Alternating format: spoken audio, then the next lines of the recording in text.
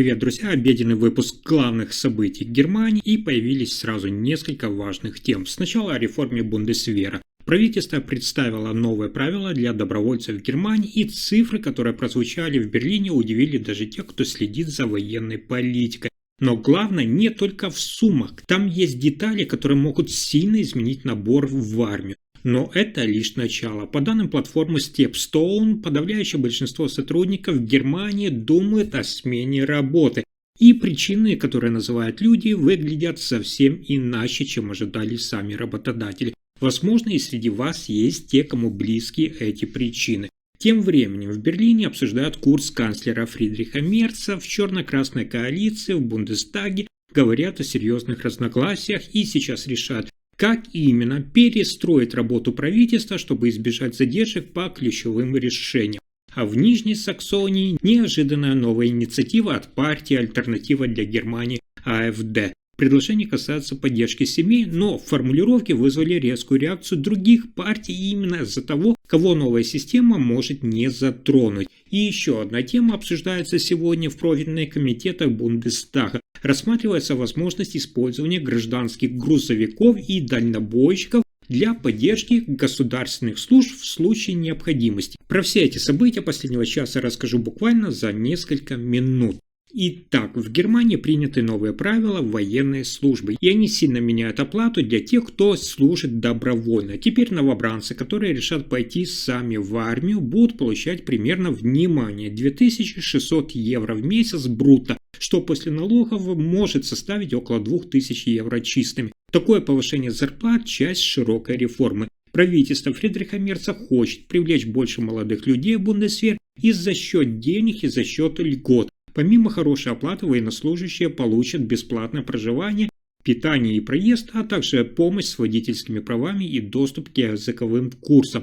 Почему все это происходит именно сейчас? Германия стремится укрепить оборонные структуры, текущие условия требуют большей организованности и готовности. Недостаток личного состава – это серьезная проблема для армии, и мотивация деньгами может помочь решить ее быстро. Есть и экономический расчет. Если увеличить выплаты добровольцам, это может обойтись стране намного дешевле, чем возвращение общей воинской повинности. Исследование института ИФА говорит, что такие затраты будут более выгодны с точки зрения экономии.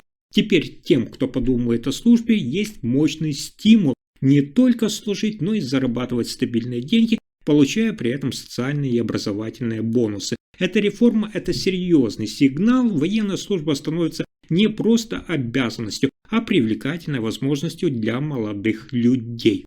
Следующая новость – одна из самых важных для экономики Германии. В Германии все больше сотрудников задумывается об уходе. Согласно опросу платформы Stepstone, 68% работников думают о смене работы несколько раз в месяц. Это рекордный показатель на сегодня. Основные причины – низкая заработная плата, которая отстает от инфляции, и отсутствие перспектив для роста. Почти половина респондентов жалуются, что не получают достаточно обратной связи от руководства, а более трети уверены, что их идеи игнорируют и они не могут реализовать свой потенциал. Проблема не только в неудовлетворенности. Это может серьезно бить по бизнесу, если сотрудники, например, разочарованы, их вовлеченность, что падает, а это отражается на производительности. По подсчетам, отсутствие эмоциональной связи с работодателем стоит немецким компаниям миллиарды евро в год.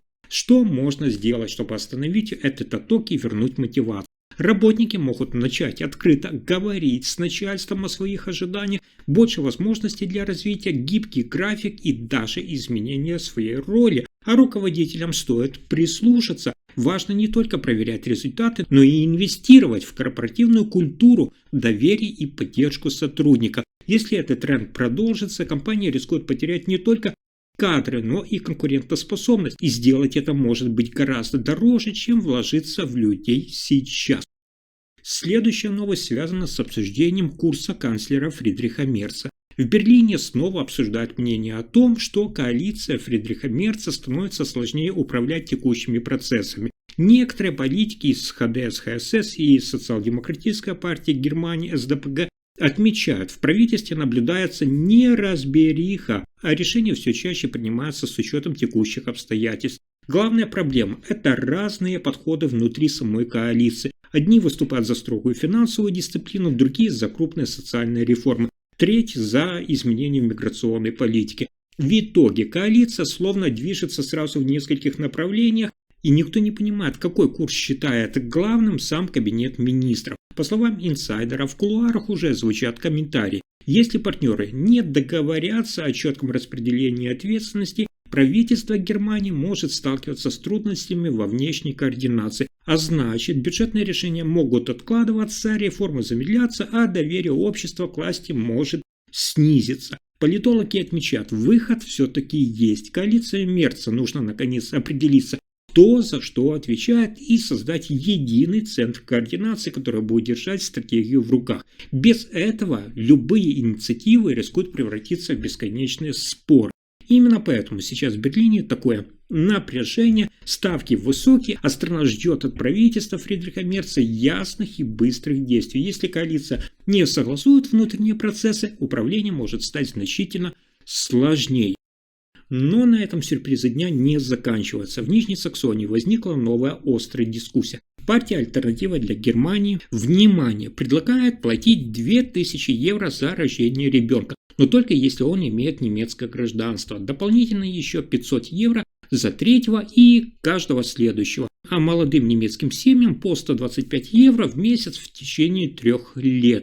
АФД, «Альтернатива для Германии», заявляет, Германии важно поддержать семьи с немецким гражданством, и государство, по их мнению, должно уделять им особое внимание. В партии уверены, только так можно остановить демографическое падение и снизить зависимость страны от миграции. Здесь важно отметить, программа ориентирована на детей именно с немецким гражданством, и эта особенность вызвала обсуждение в обществе. Социал-демократы СДПГ назвали идею неоднозначным шагом и отмечают, если разделить условия по гражданству, это может привести к новым различиям. СДПГ считает, что речь идет не только о поддержке семей, но и о формировании самой системы с разными условиями для разных групп. Теперь вопрос решает Ландтаг, и если депутаты поддержат эту инициативу, Нижняя Саксония станет первой землей Германии, где социальные выплаты будут зависеть не от доходов, а от национального статуса ребенка. Это может стать важным примером для всей страны и изменить подходы в семейной политике на длительный период.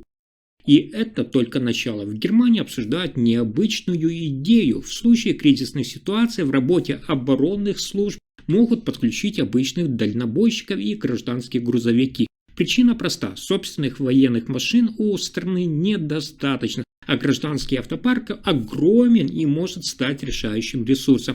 Эксперты предлагают создать единую цифровую систему, где в реальном времени будет видно, какие грузовики свободны и где они сейчас находятся. Если ситуация требует быстрой переброски техники, гуманитарных грузов или топлива, армия сможет оперативно подключить частный транспорт и выстроить логистику за считанные минуты, а не за часы.